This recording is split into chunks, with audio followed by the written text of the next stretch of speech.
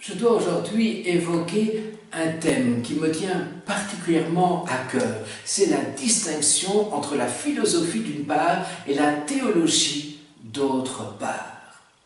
Pour moi, il s'agit de deux démarches radicalement différentes. Je m'explique. Même si la philosophie, à la limite, peut servir, mais je n'aime pas ce concept de la philosophie comme servante de la théologie, même si la philosophie peut éventuellement me servir pour être théologien et pour faire des sciences religieuses, j'aime bien isoler et distinguer les deux univers de pensée. C'est-à-dire que pour moi, la philosophie, c'est une recherche effectivement d'une transcendance, d'un absolu, à partir même de ma raison, à partir même de mon entendement. Le philosophe, c'est quelqu'un qui essaie, par une verticalité ascendante, d'atteindre cette transcendance, cet absolu, cet être, cette totalité qui se manifeste à lui. D'un autre côté, la théologie, c'est le mouvement inverse, c'est une verticalité descendante. J'accepte, j'accueille la parole que Dieu a sur lui-même, à travers les écrits, que ce soit la Bible, que ce soit la Torah, que ce soit le Coran, j'accepte, j'accueille une parole qui n'est pas la mienne, une parole qui est, dit-on, de Dieu lui-même. Vous voyez donc deux univers de pensée radicalement différents. Par ailleurs, j'aime bien aussi la perspective de Martin Heidegger dans son introduction à la métaphysique. Si vraiment la question philosophique essentielle est celle-ci, pourquoi donc y a-t-il de l'étant et non pas plutôt rien? Pourquoi donc y a-t-il de l'être et non pas plutôt rien? Eh bien, si je suis croyant, dans tous les sens du terme d'ailleurs, si je suis croyant, j'ai déjà une réponse à mon interrogation.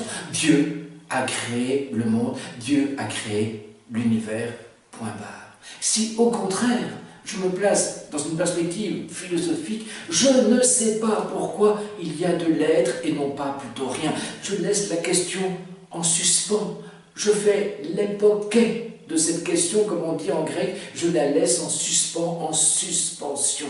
Et donc Martin Heidegger, effectivement, n'hésitera pas à dire que la philosophie, il a dit la philosophie chrétienne, mais il faut entendre bien sûr toute philosophie croyante, la philosophie chrétienne, dit-il, est un cercle carré et un malentendu. On ne peut pas être pour lui à la fois philosophe et chrétien, parce que, encore une fois, à cette question essentielle pour lui, pourquoi donc y a-t-il l'étant et non pas plutôt rien, le croyant a d'ores et déjà une réponse.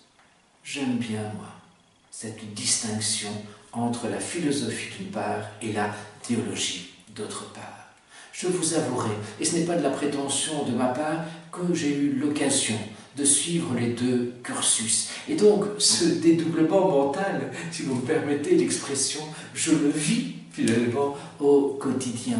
Et à travers tous mes cours de philosophie, et j'ose espérer de tout cœur que vous le ressentez à travers ces séquences philosophiques, tout le temps, je disais à mes étudiants, dans une perspective croyante, on peut dire ceci, dans une perspective philosophique, on peut dire cela. Bien distinguer les deux univers de pensée, philosophie d'une part, théologie d'autre part.